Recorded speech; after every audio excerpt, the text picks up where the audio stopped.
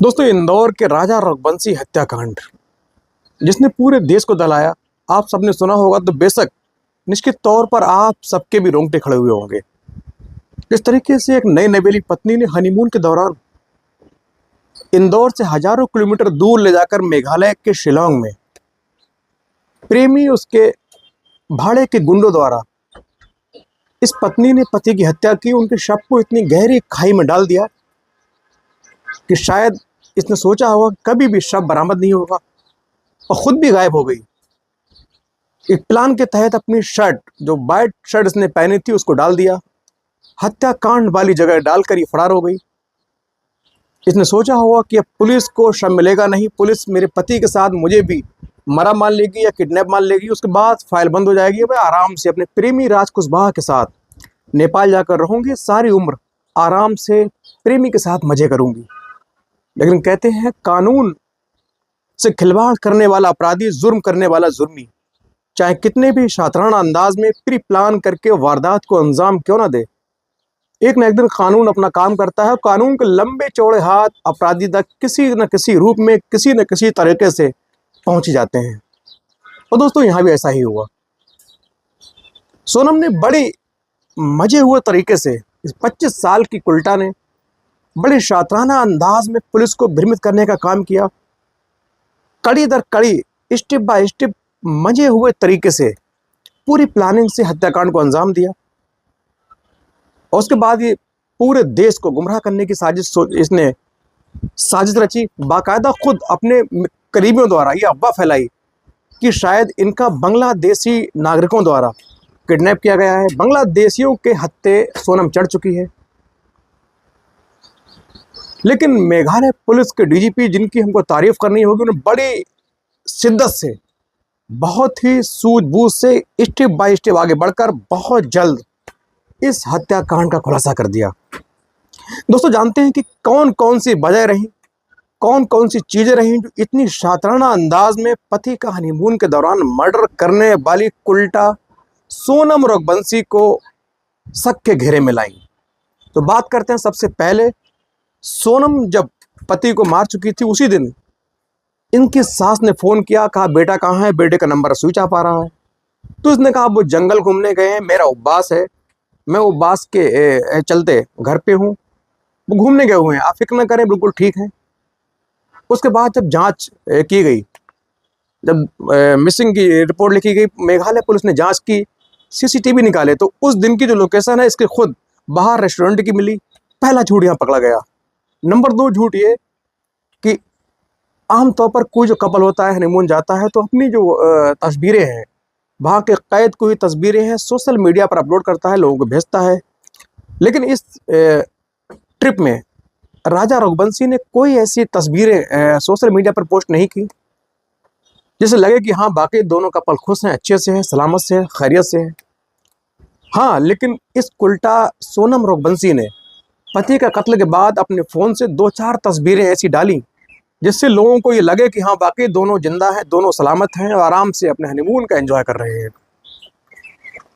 तीसरा झूठ ये रहा, तीसरी जो इसकी बात पकड़ी गई वो मेघालय पुलिस ने पकड़ी। इसके पास एक अल्टरनेटिव फ़ोन और था, उसमें जो सिम था तो किसी और की आईडी से था। उस सिम को इसने प्री प्लान के तहत पहले ही इस हत्याकांड के बाद इस्तेमाल करने के लिए निकाला कि कहीं पुलिस मेरी रिकॉर्डिंग ना सुन ले, मेरा नंबर यदि सर्विलांस पर लगाएगी तो मैं नहीं पकड़ी जाऊंगी। इसीलिए इसने एक और फ़ोन लिया, एक सिम खरीदी, उसके बाद उसी सिम से लगातार बात कर रही थी। इसी दौरान जो मेघालय पुलिस है उसने कोई रास्ता न निकलते देख इसकी 5-6 महीने की पहले की रिकॉर्डिंग है, यानी CDR है, वो निकाली। जब उसको बड़ी बारीकी से सुना गया तो उसमें सबसे ज़्यादा जो कॉल नज़र आ रही थी वो सबसे ज़्यादा राज कुशवाहा, इसका जो प्रेमी है, उसकी कॉल थी। लगातार उस पर लंबी लंबी बातें, रात के वक्त बातें, दिन में बातें, लंबी लंबी बातें हो रही थी। पुलिस ने बातों को सुना और पूरी तरीके से ये अंदाज़ा लगा लिया कि हाँ ये जो राज कुशवाहा है ये इसी महिला का प्रेमी है और कहीं ना कहीं हत्या में इसका भी कनेक्शन है। उसकी जब कॉलिंग को बाकायदा चेक किया गया तो उस पर लगातार इस वक्त हत्याकांड के बाद जो लगातार 5 नंबरों से बात हो रही थी, उन 5 नंबर की जो लोकेशन है वो पूरी तौर पर शिलांग की थी। और यही शिलांग की लोकेशन ही पुलिस की जो शक की सुई है उसको पूरी तरीके से राज कुशवाहा की ओर मोड़ दिया। अब राज कुशवाहा पर पूरी तौर से सरसरी नजर रखी गई। उसका सोशल मीडिया अकाउंट खंगाला गया।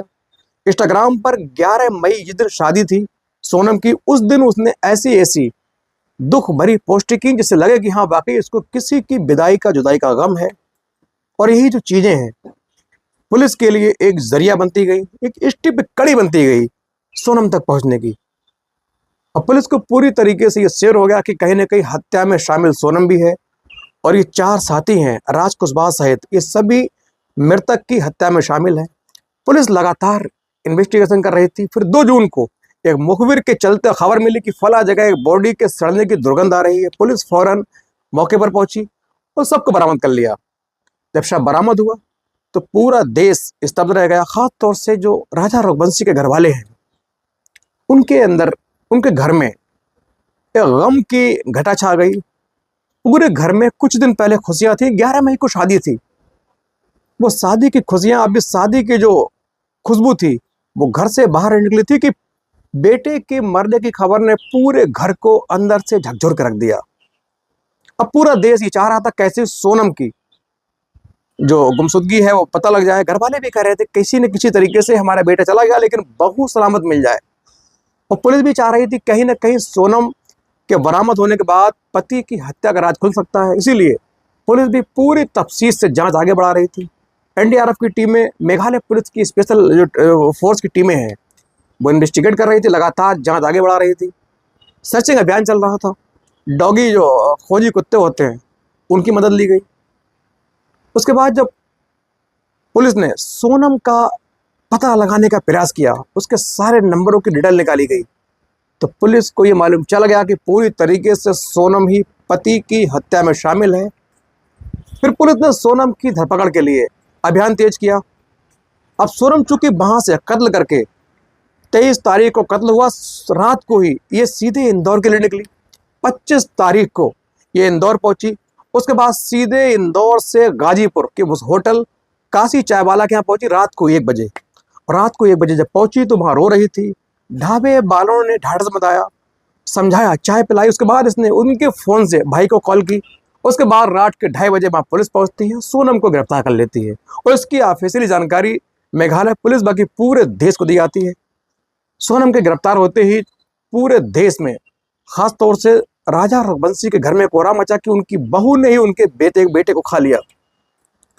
सोनम की गिरफ्तारी होने के बाद मेघालय पुलिस सोनम को अपनी कस्टडी में पूछताछ के लिए लेने पहुंची। सोनम का मेडिकल कराया गया। फिलहाल सोनम को इस वक्त Shillong police by car Ghazipur से पटना ले गई। पटना से आज 12 बजे की फ्लाइट थी। 12 बजे की फ्लाइट से उसको सीधे शिलांग ले जाया जा रहा है। उसके बाद आगे उससे तमाम इस एंगल पर पूछताछ होगी, तमाम पूछताछ होगी किस तरीके से कैसे कैसे उसने हत्या की। हत्या के लिए जो भाड़े के अपराधी थे उनको पेमेंट का मोड क्या था, कैश दिया या ऑनलाइन दिया, कितने कितने पैसे में जो हत्यारे हायर किए गए, जो हत्या में प्रयुक्त जो आला कत्ल है वो कहाँ से खरीदा गया और कत्ल करने से पहले क्या क्या बातें हुई, तमाम उन बिंदुओं पर पुलिस, मेघालय पुलिस जांच करेगी। फिलहाल उस पर पूरे देश का इस वक्त दबाव है और खासतौर से UP police, Madhya Pradesh police जहां की ये निवासी थी, यूपी पुलिस जहां गिरफ्तारी हुई और जहां घटना कारित हुई, 3 स्टेट की पुलिस लगातार सोनम के पीछे, सोनम से वो राज उगलवाने पर लगी हुई है।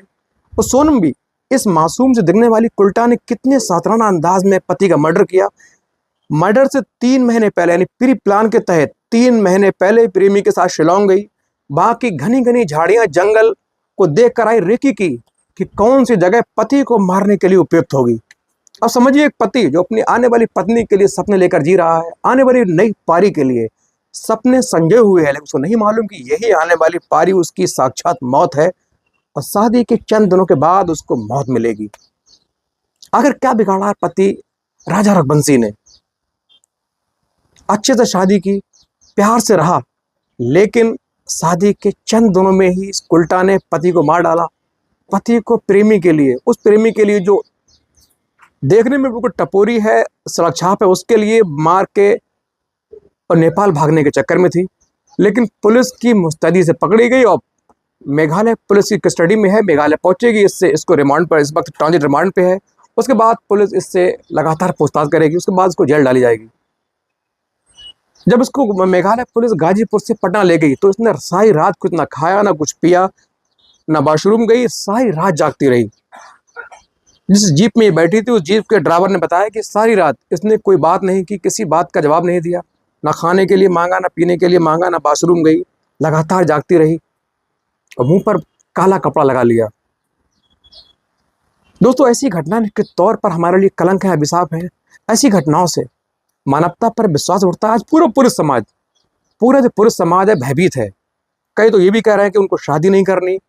आने वाली जो चीजें हैं, कुछ दिन पहले मेरठ में मुस्कान ने प्रेमी साहिल के लिए पति की कितने टुकड़ों में काट कर हत्या की थी। उसके बाद ही लगातार ये पूरे देश में जो युवा हैं, जो पुरुष समाज है, उसके अंदर एक खौफ पैदा हो गया कि अब उनको शादी नहीं करनी। जो भी फिलहाल ये जो हत्याकांड है, इससे पूरा देश इस वक्त सदमे में है, सनसनी फैली हुई है। एक घर का चिराग, मासूम लड़का, 25 साल का एक बेटा जिसको उसकी माँ ने खून पिलाकर उसको पाला पोसा, चंद झटके में उल्टा ने प्रेमी के लिए, टपोरी प्रेमी के लिए उसकी जान ले ली। और दोस्तों, हमारी सरकार को, हमारी जो जुडिशरी है, न्यायिक प्रक्रिया है, उसको इस कांड को बहुत जल्द फास्ट ट्रैक में चलाकर बहुत जल्द कठिन से कठिन कार्रवाई करते हुए कठोर से कठोर इस उल्टा को दंड देना चाहिए, जिससे आने वाले टाइम में, आने वाले वक्त में, भविष्य में कोई भी महिला या पुरुष इस तरीके की वारदात करने की हिम्मत न कर सके। और दोस्तों, क्या कहना है आपका इस वीडियो पर, एक कमेंट करके जरूर बताएं। यदि अच्छा लगा हो तो चैनल को सब्सक्राइब